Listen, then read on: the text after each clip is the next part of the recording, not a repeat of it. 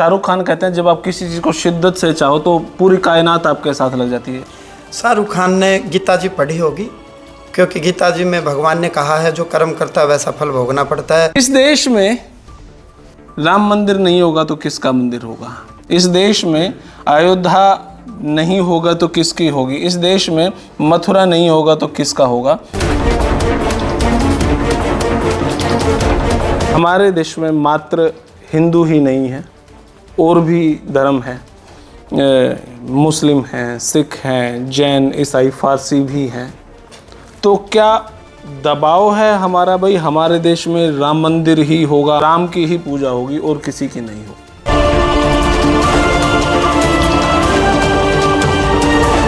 राम मंदिर के ऊपर बात करने से या कंट्रोवर्सी में आने से आदमी एक नेता के रूप में भी बन रहा है। क्या ऐसा माहौल आपको लग रहा है ऐसा चला हुआ है? ये जो आपका ये प्रश्न है, स्थिति ठीक इसके उलट रही है। इतने साल कांग्रेस रही, इतने साल भाजपा रही, तीसरी बार फिर भाजपा आ गई। क्या कांग्रेस में राहुल गांधी जी होने के कारण कुछ उनमें परिवर्तन हुआ है, या जब इंदिरा जी थी बहुत मजबूत थी, या अब उनकी विचारों में कुछ भिन्नता आई है, या भाजपा ही ज़्यादा मजबूत हो गई? सर नहीं, ये तो आपका जो प्रश्न है ना, इसके तो बड़े अलग अलग पहलू और उत्तर है कि इंदिरा जी के समय की कांग्रेस कैसे थी। तो सारे भैया ने भाई मेरी राम राम। विषय सत्य सनातन को लेके है, विषय हमारे सरकार को लेके भी है और आम जनता को लेके भी है। हमारे साथ अवधेश जी बैठे हैं, सीनियर जर्नलिस्ट अवधेश कुमार जी। हमारे साथ साधु भी बैठे हैं, दिनेश पुरी जी महाराज, सूर्य प्रकाश शरण जी, सूर्य प्रकाश शरण जी के लक्ष्मण किला के अधिकारी जी। तो आज बैठ के बात करेंगे कि हमारे साथ अवधेश कुमार जी हैं। पहले तो मैं थोड़ी सी राजनीतिक चर्चा करूंगा, ज़्यादा लंबी नहीं। सर नमस्कार, प्रणाम, जय हिंद। नमस्कार, आपके दर्शकों को नमस्कार। कैसे हैं सर आप? जैसा देश रहता है वैसा ही मन रहता है, तो देश को बेहतर करने की सकारात्मक चाहत से मन अच्छा है, लेकिन चिंताजनक है। सीनियर जर्नलिस्ट हैं, थोड़ा सा मेरे ख्याल से एक न्यूट्रल सा रिप्लाई मैं आपसे चाहूँगा।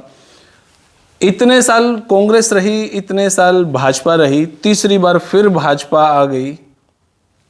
क्या कांग्रेस में राहुल गांधी जी होने के कारण कुछ उनमें परिवर्तन हुआ है, या जब इंदिरा जी थी बहुत मजबूत थी, या अब उनकी विचारों में कुछ भिन्नता आई है, या भाजपा ही ज़्यादा मजबूत होगी? सर नहीं, ये तो आपका जो प्रश्न है ना, इसके तो बड़े अलग अलग पहलू और उत्तर है कि इंदिरा जी के समय की कांग्रेस कैसे थी जी। आज़ादी के बाद हमारे देश में, आज़ादी के समय कांग्रेस एक मंच था, वो राजनीतिक दल नहीं था। जो स्वतंत्रता का संघर्ष था उसमें कांग्रेस एक मंच था। सभी विचार के लोग, केवल कम्युनिस्टों को छोड़ दीजिए, तो सभी विचार के लोग उसी मंच से काम करते थे। वो समाजवादी भी हो सकते थे, वो जनसंघी भी हो सकते थे। और कांग्रेस में ये पॉलिसी थी कि जो हिंदू महासभा के लोग भी उसके अध्यक्ष होते थे, जैसे तो वो एक दूसरे प्रकार की कांग्रेस थी। इसीलिए स्वतंत्रता के बाद बहुत सारे लोगों की जो देश का हित चाहते थे, उनका था कि कांग्रेस पार्टी को चुनावी पार्टी में नहीं बदलना चाहिए, अलग पार्टी बने। गांधी जी का भी यही मत था, लेकिन परिस्थिति ऐसी थी उसमें लंबा तो बन गई। तो वो एक पार्टी का लंबे समय तक रहा, चूंकि आज़ादी के लोगों से निकले थी, नेहरू जी की लोकप्रियता थी जनता के बीच, तो वो खींचता चला गया। इंदिरा जी उसके बाद आई थी, लेकिन कांग्रेस पार्टी कमजोर होती चली गई। 66 के बाद से ही कांग्रेस पार्टी कमजोर हुई है। 67 में कांग्रेस बट गई है। 67 में देश में जो आज अलग अलग चुनाव देख रहे हैं जी, 67 तक तो चुनाव एक ही साथ होते थे, उसी के बाद हुआ है।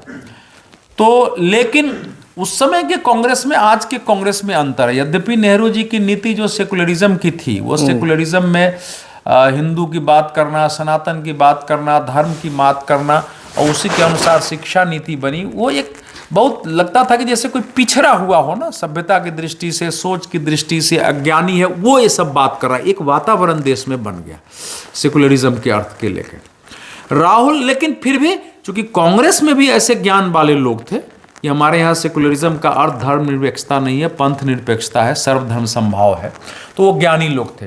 इस समय की कांग्रेस जो है, वो कांग्रेस पार्टी एक प्रकार से नहीं है। मैं लगातार इसको बोल रहा हूँ, टेलीविजन पर मेरे जो श्रोता हैं, जो मेरे पाठक हैं, जी। वो चाहे मंचों पर सुनते हैं, वो जानते हैं राहुल गांधी जी के साथ के जो सलाहकार और रणनीतिकार हैं इस समय, वो बहुत अल्ट्रा लेफ्टिस्ट, अल्ट्रा सोशलिस्ट लोग हैं। तो इस समय वो पुरानी कम्युनिस्ट पार्टियों से ज़्यादा रेडिकल और ज़्यादा कर रहे हैं। केवल इतना ही है कि उनको वोट चाहिए, तो जो कम्युनिस्ट पार्टी कास्ट की बात नहीं करती थी वो भी इन्होंने इंक्लूड कर दिया है। तो अब इस समय कांग्रेस पार्टी को कांग्रेस पार्टी के रूप में कैरेक्टर ढूंढना कठिन है, इस कारण उसकी पहचान नहीं हो पा रही है। और इसी कारण दूसरा क्या हुआ है कि नरेंद्र मोदी के आने के बाद देश में एक मिथ टूट गया था। पहले मिथ था कि बगैर मुसलमान वोट के कोई केंद्र की सत्ता में नहीं आ सकती है। जी। 2 बार उन्होंने पूर्ण बहुमत प्राप्त कर लिया। उत्तर प्रदेश है राज्य में 2 पूर्ण बहुमत, ये मिथ टूट गया था। लेकिन अब इन लोगों को फिर लगा है कि मुस्लिम वोट बढ़ जाने से कांग्रेस को लगा कि हम कमजोर हो गए हैं, तो मुस्लिम वोट कैसे भी, और उसके बाद फिर दलित, पहले मुसलमानों को किया, फिर उसके बाद लगता है कि अब मुसलमान नेशन वाइड हमारे साथ आ गया है कि उसको बीजेपी को हराना है, और उसके बाद दलित की आ गई। तो इसलिए कांग्रेस की इस समय जो पॉलिट है वो कई बार जो है भारत का हित की जो बात होती है वो कई बार उसके विपरीत जाती है राहुल गांधी जी की। और कांग्रेस की हालत यह है कि कोई भी आदमी इस समय, वो जो पूरी उनकी टीम है उसके परे जाके कोई बात नहीं कर सकता है। तो ये एक स्थिति कांग्रेस की है। भारतीय जनता पार्टी का जहां तक प्रश्न, देखिए भारतीय जनता पार्टी अटल जी के नेतृत्व में आई तो लगभग उसने बाद में लगभग उस पॉलिसी को फॉलो किया जो कांग्रेस की सरकार की नीति रही है। वो नहीं कि सेकुलर, सरकार की नीति रही है। इस कारण उनके विरुद्ध भी विद्रोह हुए, लोग सड़कों पर उतरे, सरकार भी चली गई। इस बीच में नरेंद्र मोदी का उत्थान इसलिए हुआ कि कांग्रेस के नेतृत्व वाली सरकार ने सेकुलरिज्म के नाम पर जो मुस्लिम कट्टरपंथ को बढ़ावा दिया, तुष्टीकरण को, उसका एक देश भर में रिएक्शन था। नरेंद्र मोदी जी का एक चेहरा बना हुआ था गुजरात में, तो वो आए तो देश ने हाथों हाथ लिया। तो अब क्या हुआ है, सरकार कैसी है, बुरी है तो अलग है, लेकिन इस सरकार के आने के बाद से बहुत सारे जो मुद्दे दबे हुए थे, लोगों के अंदर जो गुस्सा भरा हुआ था लोगों के, वो सब उभर रहे हैं। तो उभरने से एक उथल पुथल जैसा वातावरण लगता है। और इस सरकार ने कुछ ऐसे काम किए जो इतिहास में हमको कल्पना नहीं थी। जैसे कश्मीर से 370 हटाना, किसी ने कल्पना नहीं थी कि 4 घंटे में लाएंगे, परिणत कर देंगे। मुस्लिम इश्यू को कोई टच करने के लिए तैयार नहीं था। 3 तलाक पर इस देश में इस प्रकार से कानून बन जाएगा, उसकी कल्पना नहीं थी, वो भी हमारे देश में हो गया। तो अनेक ऐसे रिफॉर्म हुए। राम मंदिर, भले आपको सुप्रीम कोर्ट का आ जाता फैसला, लेकिन दूसरी सरकार में जो है वो बनता नहीं, वो फैसला पड़ा रह जाता। तो इस सरकार के होने के कारण वो सब हुआ है। और हिंदुत्व के मुद्दे पर लोग जगे हैं, लोग कर रहे हैं, उसके अनुसार सरकार की भी कुछ पॉलिसी। और सबसे बड़ी बात जो 2 हुई है कि दुनिया के स्तर पर भारत की जो एक पहचान थी, वो बिल्कुल जैसे इस समय भारत की कोई पहचान नहीं थी, एक देश की एक पहचान बन रही है कि पुरानी सभ्यता की, संस्कृति का देश है। ये बहुत पुरानी सभ्यता वाला देश है, जो प्राइम मिनिस्टर जाके खुद बोलते हैं यूनाइटेड नेशन में, दुनिया भर में जो कर रहे हैं। तो वो एक दुनिया में धीरे धीरे भारत की उस रूप में पहचान बनी है कि नहीं, एक वो ओल्ड सिविलाइजेशन का, ओल्ड कल्चर का एक देश है जिसकी अपनी थाती है, अपना इतिहास है। दूसरा जो महत्वपूर्ण बात हुई है जी, कि हमारे देश में पाकिस्तान से और बाकी देशों से बड़े भयभीत होते थे, डराता था कि हम बम मार देंगे, हमारे परमाणु बम है। नरेंद्र मोदी ने 2 बार जो उन्होंने एक सर्जिकल स्ट्राइक किया, उसकी सीमा में घुस के गए, उनके सैनिकों को हमारे सैनिक ने मार के वापस आए, आतंकवादियों को फ़ोन कर दिया कि आपके इतने सैनिक को हमने मार दिया, आप उठा लीजिए। और जब पुलवामा हुआ तो जब उन्होंने नहीं माना तो फिर उसके बाद एयर अटैक हुआ है, उस जो स्ट्राइक, जहाँ स्ट्राइक हुआ था, उसको बाद में इटली वगैरह ने बताया कि उसमें क्या क्या हुआ। ये 2 ऐसे काम हो गए, पाकिस्तान का परमाणु बम जो न्यूक्लियर फुस हो गया है, और उसके बाद से पाकिस्तान का जो कॉन्फिडेंस है वो डोला हुआ है। और उसके बाद पाकिस्तान की क्या हालत है हमारे सामने हुए, हम देख ही रहे। तो उसके देश के में भी आत्मविश्वास। तो ये 2 अंतर है इस समय। बीजेपी अच्छी है, बुरी है, अपने कार्यकर्ताओं के लिए भले ध्यान कम रखती है, लेकिन ये देश के विरुद्ध इसकी पॉलिसी नहीं होगी, ये मैं कह सकता हूं। जी। देखो भाई, कितनी संक्षेप में जानकारी मिली। हमारे साथ संत भी बैठे हैं। राजनीतिक बात नहीं करूँगा, लेकिन राजहित की बात जरूर करूँगा मैं। इस देश में महाराज जी, राम मंदिर नहीं होगा तो किसका मंदिर होगा? इस देश में अयोध्या नहीं होगा तो किसकी होगी, इस देश में मथुरा नहीं होगा तो किसका होगा, और इस देश में अब संभल की बात करें वहाँ पे नहीं होगा तो कहाँ होगा, क्या कहना चाहेंगे? पहले तो आपके सभी दर्शकों को जय सिया राम। जी। ये देश सत्य सनातन का ये देश है, ये भूमि सत्य सनातन की भूमि है। इस देश की पहचान संस्कृति से है, सभ्यता से है, संस्कार से है, और उसी संस्कार में भगवान श्री राम आकर के सबको सिखाया है जनमानस को कि कैसे जीना चाहिए, कैसे सदाचार का पालन करना चाहिए, पिता पुत्र का संबंध कैसे होना चाहिए। ये हमारे सनातन धर्म में ही संभव है कि हमारे परमात्मा अवतार लेकर के हमें सिखाए कि हमें कैसे जीना चाहिए।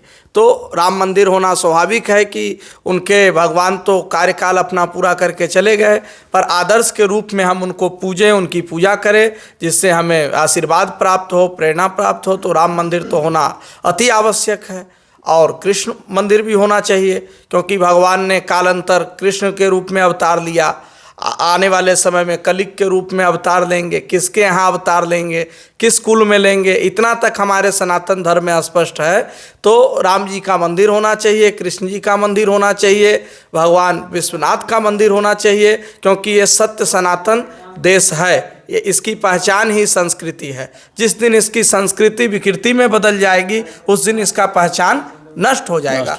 इसलिए हमारे सनातन धर्म पे हमेशा जो है सनातन धर्म को मिटाने का प्रयास किया, पर आज तक कभी सदियों से मिटा नहीं, युगों से मिटा नहीं, क्योंकि ये सत्य सनातन शाश्वत है, इसलिए इसका अंत कभी नहीं होगा। जी।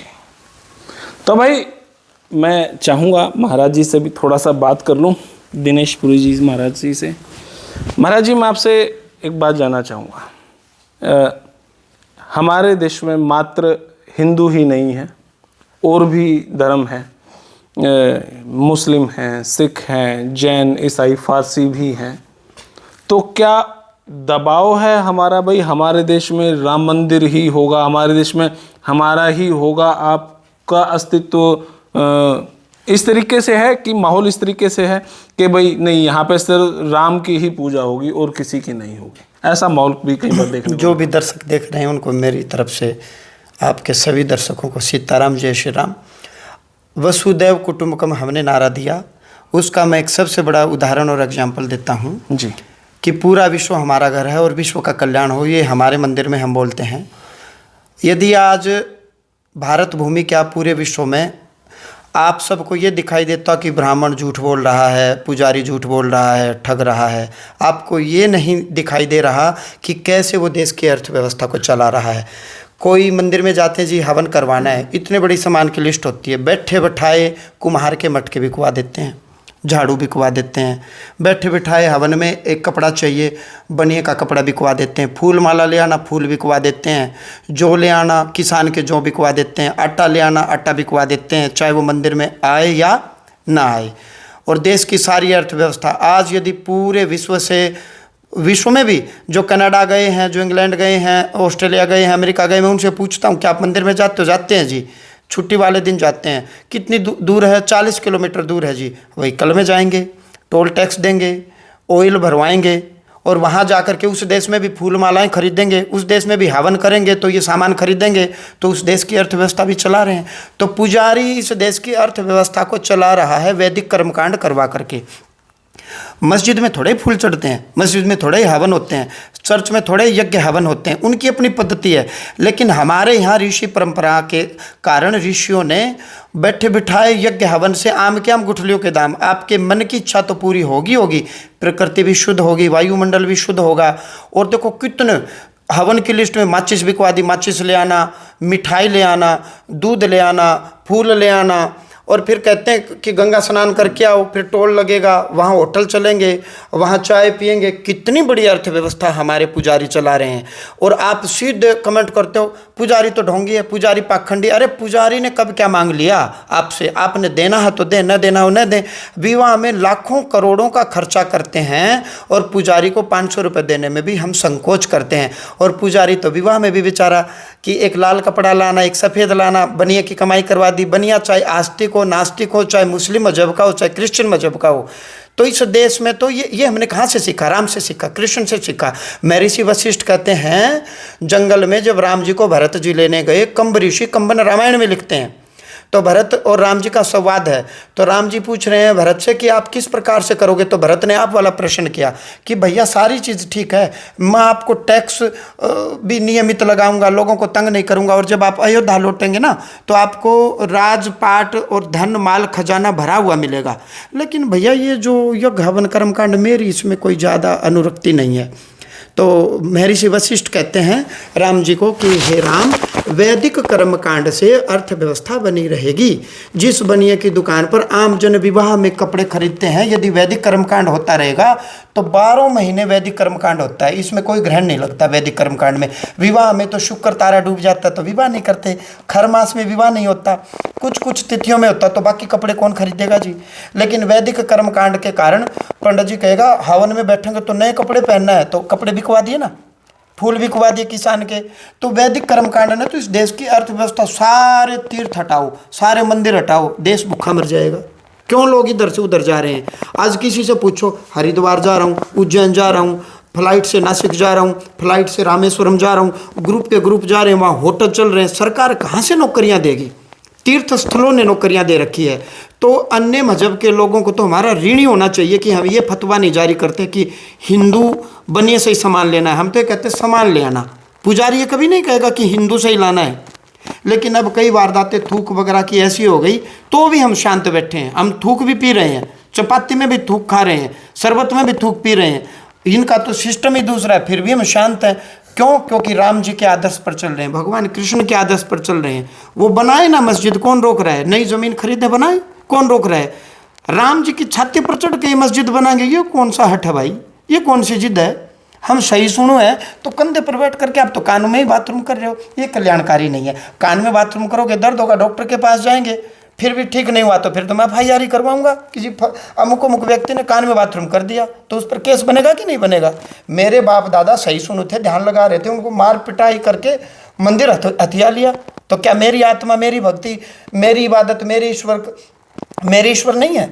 तो जो ये कर रहे हैं ये करें, हमें कोई आपत्ति नहीं है। पारसी रहें, वो हमारे भाई हैं, मुस्लिम भी रहें, लेकिन नहीं अपने मस्जिद बनाए, खरीदें और कर ही रहे हैं, कौन रोक रहा है उनको? लेकिन मेरे आधे देव के ऊपर इस प्रकार से आरोप और कटाक्ष न करें। हिंदू लोग तो मैं फिर कह रहा हूँ विदेश में जाकर के भी वैदिक कर्मकांड से उनकी अर्थव्यवस्था को चला रहे हैं। मैं ये सत्य कह रहा हूँ। हो सकता है अन्य मजहब के लोग तो इतना ना भी करते हों। मैं अभी अमेरिका से एक व्यक्ति है, मैंने कहा सप्ताह में 1 दिन तो आपको मंदिर में जाना ही चाहिए। जी जाता हूँ, 40 किलोमीटर दूर है। अब वो 40 किलोमीटर मेरे कहने से जाएगा तो अमेरिका में पेट्रोल खर्चेगा, अमेरिका से भरवाएगा, तो अमेरिका की अर्थव्यवस्था में तो वसुदैव कुटुंबकम, यहाँ से मैंने आपको लाइव एग्जांपल दे करके बता दिया। हम कहते नहीं हैं, हम करते हैं। देश की अर्थव्यवस्था आज भी राम जी ने, कृष्ण जी ने, दुर्गा माँ ने संभाल रखी है।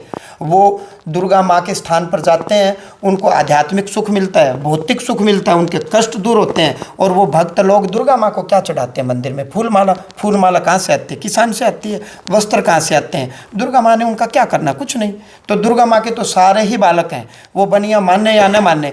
तो किसी भी पुजारी को मैं आपके दर्शक से अनुरोध करता हूँ, कोई किसी भी विचारधारा का हो, कृपा करके पुजारी पर कटाक्ष करने से पहले ये देख लो कि उस पुजारी का देश की अर्थव्यवस्था में बहुत बड़ा योगदान है। आप उसको मोटिवेट करें। हाँ, आप ये कहें कि पुजारियों को सदाचारी होना चाहिए, शील स्नेही होना चाहिए, संतोषजन होना चाहिए, संतोषी स्वभाव वाला होना चाहिए, पुजारी को काम क्रोध लोभ मोह से दूर होना चाहिए। ऐसा आप पुजारी में लक्षण देखना चाहोगे और ऐसा ही पुजारी को होना चाहिए। इस बात से मैं सहमत हूँ। तो कोई भी काम करने से पहले जवाब देना चाहिए। तो भाई ये बहुत ज़्यादा लंबी लोग वीडियो देखते नहीं हैं, फिलहाल ये वीडियो इतनी ही। अवधेश जी के पास फिर से जा रहा हूँ मैं। थोड़ा सा अध्यात्म से आपसे बात कर लेता हूँ सर। मैं क्या लगता है कि अब बहुत सारे विषय इस तरीके से भी उठे हुए हैं कि राम मंदिर के ऊपर बात करने से या कंट्रोवर्सी में आने से आदमी एक नेता के रूप में भी बन रहा है। क्या ऐसा माहौल आपको लग रहा है ऐसा चला हुआ है? देखिए, कई बार लंबे समय अभी मैं आप पहले एक वीडियो में बात कर रहे थे, उसमें आपने प्रश्न उठाया है, वो भी प्रश्न इसी से जुड़ा था कि राम मंदिर ही बनना चाहिए, ऐसा वातावरण बन रहा है, कृष्ण मंदिर ही बनना चाहिए, वातावरण बन रहा है कि जैसे दूसरे धर्म के लोगों पर दबाव बनाया जा रहा है, और उसी से जुड़ा हुआ ये भी प्रश्न है। ये जो आपका ये प्रश्न है, स्थिति ठीक इसके उलट रही है। भारत के पास ये पूरी सुविधा थी कि जब पाकिस्तान बट गया था, इस देश में रहने वाले मुसलमान इन्फिनिटी में थे, उसी समय इस भारत को हिंदू राष्ट्र घोषित कर दिया जाता। जितने मंदिरों पर कब्जे थे उनको खाली कर दिया था, बहुत सारे के पास थे। भारत में ऐसा नहीं हुआ। दूसरा कोई भी देश होता तो वो कर चुका होता। तो वो जो अभी आपके एक पूर्व का वीडियो में मैं देख रहा था, जो दिनेश जी महाराज बता रहे थे कि हम तो सहिष्णु हैं। स्वतंत्रता के बाद आपको 2019 आपको समझ में आ रहा, 72 वर्ष तक आपको न्याय की लड़ाई लड़नी पड़ी है राम मंदिर के लिए। और 72 वर्ष की न्याय की लड़ाई के बाद, सुप्रीम कोर्ट से फैसले के बाद तब लोगों को वो मिला है। किसी ने जाके जबरन कब्जा नहीं किया है, बल्कि जो ध्वस्त हो गया था उसके मुकदमे चले हैं, आज तक मुकदमे चल रहे हैं। अलग बात है कि उसको ढूंढना कठिन था कि हमारे कानून में ये नहीं कहता है कि आप मस्जिद को तोड़ दीजिए। तो वो ध्वस्त करने वाले पर FIR हुए, मुकदमे चले, बड़े बड़े लोगों को, लाल कृष्ण आडवाणी तक को कोर्ट में जाना पड़ता था। अगर देश को याद है तो उमा भारती को, सब कोर्ट में जाते थे। तो एक तो वो वातावरण इसलिए बना है कि इस देश में मुसलमानों का एक बड़ा वर्ग जो यही करके अपने को मुसलमानों का नेता बना के रखा है, चाहे वो मजहब के क्षेत्र में रखे हैं, किसी के क्षेत्र में, उनकी पूरी ताकत यही रही है कि इस देश में मुसलमानों को जो है भ्रमित करो, भड़काओ, नेता हमको पूछेंगे और हम उनको वोट दिलाएंगे, और फिर एक वातावरण बनाना। बहुत सारी बातें इसमें वो उनकी कमजोर हुई है। आप देख ली कि अयोध्या के फैसले के बाद इस देश के कट्टरपंथी मुसलमानों ने बहुत कोशिश की कि अयोध्या के मुसलमान सड़कों पर उतर जाए। सुप्रीम कोर्ट ने गलत फैसला दिया। हमारे पूर्व गृह मंत्री ने कहा कि ये तो संविधान की भावना के विपरीत है, यहां तक कहा गया, आज तक कहते हैं। ये स्थिति बनी है। तो देश में एक आम मुसलमानों का भी वर्ग है, ये वातावरण नहीं है। दूसरा कि कई बार समय का, एक तो समय का प्रवाह होता है, एक समय का चक्र होता है। अब जैसे पिछले आपके वीडियो में चर्चा हो रही थी कि भाई अब कल की अवतार की चर्चा, आप सोचिए ना, अयोध्या, मथुरा और बनारस चल रही, अपने आप संभल का मुद्दा कैसे आ गया? किसी ने सोचा है कि संभल में ये कैसे हो गया कि अचानक? हरि मंदिर की लड़ाई तो बहुत पुरानी है, लंबे समय से है, बाबर के समय से है। ये अभी जो है 2024 में आके कैसे वो हो गया, कैसे उसकी सर्वे शुरू हो गई, कैसे उस पर अटैक शुरू हो गए। एक मोहल्ले में बिजली की जांच हो रही है, अतिक्रमण की जांच हो रही है, तो 40 वर्ष बना मंदिर मिल रहा है, फिर लोग उठ रहे हैं। तो ये समय का प्रवाह भी होता है, उसको पहचानना चाहिए कि समय के प्रवाह, कई चीज़ों को आपको प्रकृति भी कुछ करती रहती है कि जब आप जागृत होते हैं ना, जो लोग साधना करते हैं, तो वो साधना के बाद थोड़ी शक्ति आप लगाते हैं, फिर उसके बाद तो आपकी सूक्ष्मता बढ़ने लगती है। जी। तो भारत एक अध्यात्म का देश रहा है, और ये वातावरण देश में इसलिए बनाया गया है कि अभी तक सेकुलरिज्म के नाम पर हमारे देश में मुस्लिम तुष्टीकरण चलता था।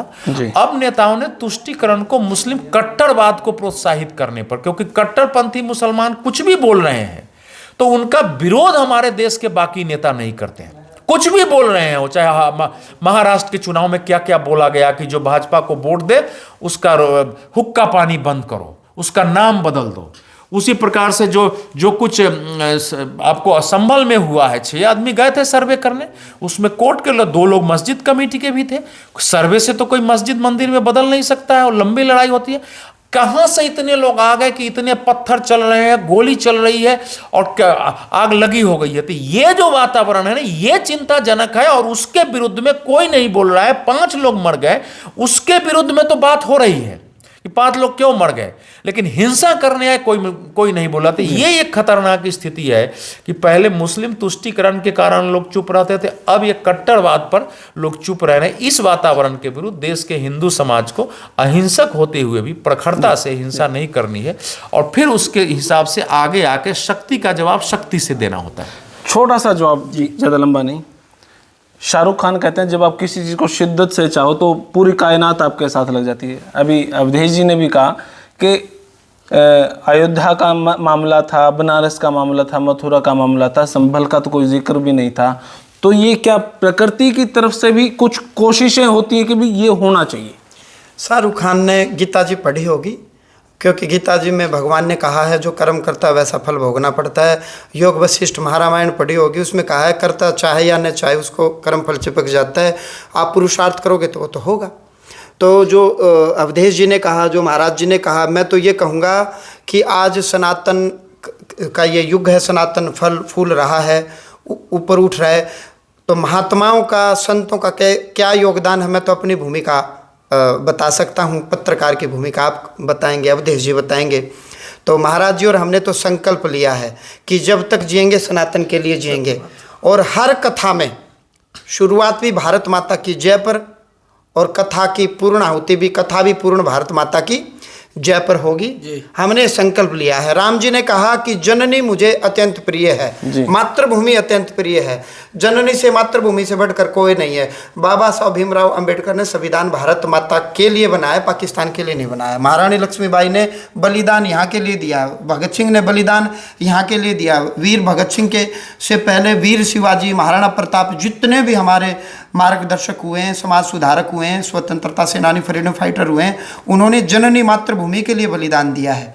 तो हम तो अपनी भूमिका बता सकते हैं कि सनातन का हमने चोला पहना, महाराज जी और हमने, और जितने महात्मा हमसे मिल रहे हैं, जिनसे जीवन में मिलेंगे, एक ही हमारी दरख्वास्त रहती है कि राम जी ने भिलने के झूठे बेर खाए, आप रुलाओ, करुणा रस दिखाओ, वीर रस भी दिखाओ।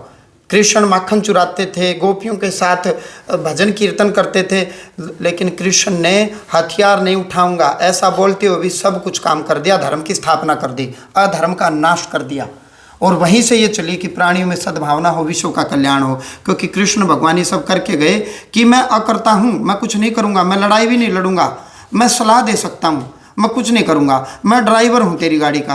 और गाड़ी ड्राइव करते करते तो आज हर व्यक्ति, रेहड़ी वाला भी, रिक्शे वाला भी, और जो ड्राइवर लोग हैं वो भी, हर व्यक्ति अपना काम करते हुए भी देश की अर्थव्यवस्था में बहुत बड़ा योगदान दे सकता है। आज मुद्दा सनातन का है, सनातन के लिए जिएंगे, सनातन के लिए मरेंगे। हम कहाँ उत्पात मचा रहे हैं, हम तो संविधान के अनुसार चल रहे हैं। संभल में क्यों निकला, क्यों वो मंदिर सूना पड़ा? क्योंकि अन्य मजहब के लोग वहाँ ज़्यादा हो गए और बहन बेटियों के साथ छेड़खानी करने लगे। उस समय भी सरकार हमारी, कानून भी हमारा। देखो हिंदू कितने सहिष्णु, कानून के पास गए नहीं, अपना घर छोड़ के और कहीं चले गए। लेकिन आज जब सनातन का युग आया, सनातन की बात आई, तो मंदिर तो मिलना ही था साहब। मंदिर कहाँ जाएगा, भगवान कहाँ जाएंगे? जी महाराज जी, आप कह रहे हैं जी जी जी कि ये देश में राम मंदिर, कृष्ण मंदिर ही क्यों? ये देश हमारा ऐसा है, आज हम आज़ाद भारत के बाद भी यहाँ पे हिंदू, मुस्लिम, सिख, ईसाई, चारों धर्मों को हम सामंजस्य बना करके रखे हुए हैं। यह कितनी बड़ी बात है। आज आप बांग्लादेश देख ले और अन्य भी देश देख ले, ये सब में कौन हावी हो चुके हैं, वहाँ हम कहाँ हैं? भारत में ही मुस्लिम इतना क्यों है, सिख इतना क्यों है, ईसाई इतना क्यों है?